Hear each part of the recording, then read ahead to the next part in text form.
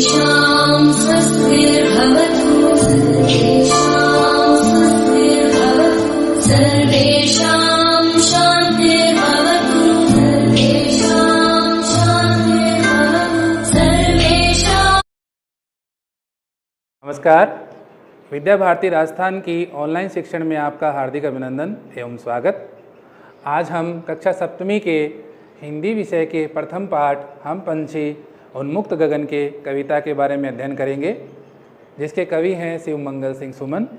पाठ का अध्ययन करने से पूर्व हम इसके शब्दार्थ के बारे में अध्ययन करेंगे। आइए, पहला शब्दार्थ है उन्मुक्त। उन्मुक्त अर्थात आज़ाद या खुले हुए। दूसरा शब्दार्थ है कनक तीलियाँ। कनक तीलियाँ अर्थात सोने की छड़ें या सलाखें। तीसरा शब्दार्थ है पुलकित। पुलकित अर्थात रोमांचित या कोमल या उल्लास से भरा हुआ। चौथा शब्दार्थ है कटुक। कटुक अर्थात कड़वा या कड़वी। पांचवा शब्दार्थ है निम्बोरी। निम्बोरी अर्थात नीम का फल। छठा शब्दार्थ है कनक कटोरी। कनक कटोरी अर्थात सोने की कटोरी। सातवां शब्दार्थ है स्वर्ण श्रृंखला। स्वर्ण श्रृंखला अर्थात सोने की जंजीर। आठवां शब्दार्थ है तरु। तरु अर्थात पेड़। नौवां शब्दार्थ है फुनगी। फुनगी का अर्थ होता है पेड़ का सबसे ऊपरी भाग या सबसे ऊंची चोटी। 10वां शब्दार्थ है तारक अनार। तारक यानी तारे, अनार यानी अनार अर्थात तारे रूपी अनार के दाने। 11वां शब्दार्थ है क्षितिज। क्षितिज जहाँ धरती और आकाश मिलते हैं। वास्तव में धरती और आकाश कहीं नहीं मिलते। कहीं एक स्थान पर खड़े होकर दूर नज़र दौड़ाने पर हमें ऐसा प्रतीत होता है मानो धरती और आकाश कहीं मिल रहे होंगे, परंतु ऐसा वास्तव में नहीं होता। वह केवल हमें प्रतीत होते हैं कि धरती और आकाश मिल रहे हैं, हमें केवल वह दिखाई देता है, वास्तव में ऐसा नहीं होता। होड़ा होड़ी। होड़ा होड़ी अर्थात एक दूसरे से आगे बढ़ने की चाह या प्रतिस्पर्धा। 13वां शब्दार्थ है तंती सांसें। प्राणांत के समय टूटती हुई सांसें। 14वां शब्दार्थ है नीड। नीड अर्थात घोंसला। 15वां शब्दार्थ है आकुल उड़ान। आकुल उड़ान का अर्थ होता है उड़ने की ललक या अधीरता। 16वां शब्दार्थ है छिन्न भिन्न। छिन्न भिन्न अर्थात नष्ट भ्रष्ट या तहस नहस। शब्दार्थों का अध्ययन करने के पश्चात चलिए आइए हम पाठ का अध्ययन करते हैं। आइए हम अब कविता के बारे में अध्ययन करते हैं। कविता है वो पद्य में लिखी जाती है और पद्य भाग को गाया जाता है, इसलिए हम कविता के पदों को गाते हुए उनके भावार्थ को समझते हुए इस पाठ का अध्ययन करेंगे। अपना पाठ का पहला पद्य है हम पंछी उन्मुक्त गगन के पिंजर बद न गा पाएंगे, कनक तीलियों से टकराकर पुलकित पंख टूट जाएंगे। हम बहता जल पीने वाले मर जाएंगे भूखे प्यासे, कहीं भली है कटुक निबोरी कनक कटोरी की मैदा से। इस पद में कवि शिव मंगल सिंह सुमन पक्षी की मनोव्यथा के चित्रण करते हुए कहते हैं कि पक्षी कहते हैं कि हम पंछी उन्मुक्त गगन के, अर्थात हम जो पक्षी हैं वो कैसे हैं, खुले आसमान में उड़ने वाले, खुले आकाश में या आसमान में उड़ने वाले। पिंजर बद ना गा पाएंगे। पिंजरे में बंद रहकर हम गा नहीं पाएंगे, क्योंकि जब कुछ गाया जाता है तो उसके लिए मन खुश होना चाहिए। मन खुश होता है तो उसमें हमें गाने की खुशी होती है। जब हम आकाश में उड़ते हैं तो हमें एक प्रकार की खुशी होती है, तब हम गाते हैं। और हम पिंजरे में बंद रहकर हमारे गाने का मन नहीं करता।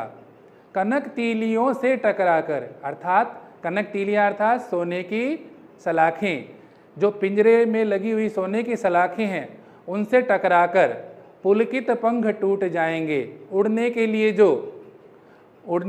जो उड़ान भरने के लिए जो पंख हैं, जो पुलकित हो रहे हैं, जो रोमांचित हो रहे हैं, उल्लास से भरे हुए हैं, वो सोने की सलाखों से टकराकर टूट जाएंगे। हम बहता जल पीने वाले, कि हम पक्षी बहता जल पीने वाले होते हैं। हमें पिंजरे में रखे हुए सोने की कटोरी में जो पानी रखा हुआ वो हमें अच्छा नहीं लगता, हमें नदियों और झरनों का बहता हुआ जल ही अच्छा लगता है। हम बहता जल पीने वाले मर जाएंगे भूखे प्यासे।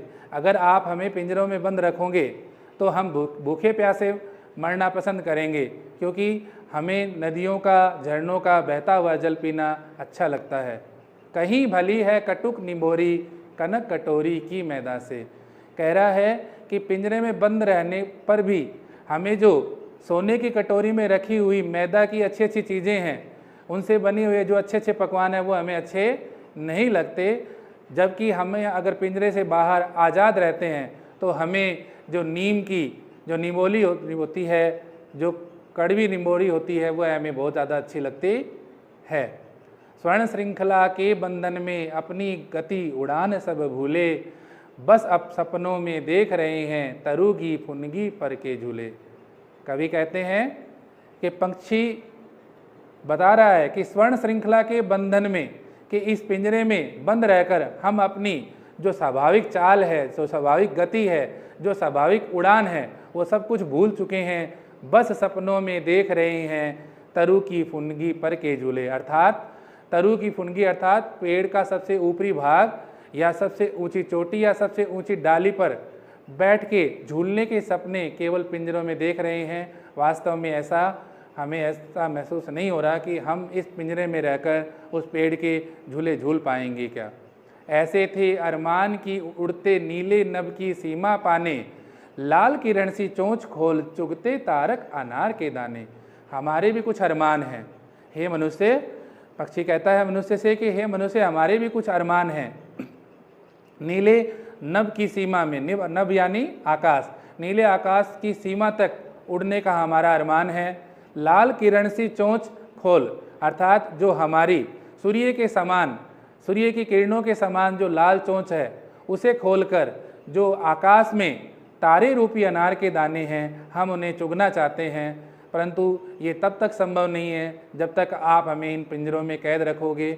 इसलिए आपसे निवेदन कि पक्षियों को पिंजरों में बंद ना करें, क्योंकि आज़ादी सबको प्यारी होती है, चाहे वह पक्षी हो चाहे वह मनुष्य हो। आगे देखते हैं। होती सीमाहीन क्षितिज से इन पंखों की होड़ा होड़ी, या तो क्षितिज मिलन बन जाता या तंती सांसों की डोरी। पक्षी कहते हैं कि जो क्षितिज है अर्थात जहाँ धरती और आकाश मिलते हैं, जो सीमाहीन क्षितिज है, हमारी इनसे होड़ लगी है, प्रतिस्पर्धा लगी है कि या तो हम इस क्षितिज से मिलन कर लें या मिलन नहीं कर पाएँ तो चाहे हमारे प्राणों का अंत क्यों ना हो जाए, हम इसके क्षितिज तक पहुंचकर रहेंगे। इस आगे कहते हैं, नीड़ न दो चाहे टहनी का आश्रय, छिन्न भिन्न कर डालो, लेकिन पंख दिए हैं तो आकुल उड़ान में विघ्न न डालो। अर्थात पक्षी कहता है कि नीड़ न दो अर्थात हमें घोंसला भी नहीं चाहिए, चाहे टहनी का आश्रय छिन्न भिन्न कर डालो। कह रहा है कि चाहे जो डाली पर हमारा आश्रय है उसे भी आप तहस नहस कर डालो, लेकिन पंख दिए हैं तो, लेकिन हमें पंख दिए हैं तो जो हमें उड़ने की कला मिली है उसे आप ना रोकें, आकुल उड़ान में विघन न डालो। अर्थात जो हमारे उड़ने की ललक है, जो हमारी अधीरता है, उसमें आप विघ्न मत डालो। कवि इस पाठ के माध्यम से हमें यह शिक्षा देना चाहता है कि जिस प्रकार मनुष्य को अपनी आज़ादी प्यारी होती है, सभी को अपनी आज़ादी प्यारी होती है, तो उसी प्रकार पक्षी भी अपनी आज़ादी चाहते हैं। वो इस आज़ादी के लिए सब कुछ छोड़ने को तैयार हैं, सोने की कटोरी, मैदा से बने हुए व्यंजन, क्योंकि उन्हें नीम की निबोरी और बहते हुए झरने का पानी अच्छा लगता है। धन्यवाद। इस पाठ के जो प्रश्नोत्तर हैं, शब्दार्थ हैं, वो आप अपनी कॉपी में करें। इसकी जो प्रश्नोत्तरों की PDF फाइल है वो आपको गूगल क्लासेस के माध्यम से, लिंक के माध्यम से आपको भेज दी जाएगी। धन्यवाद।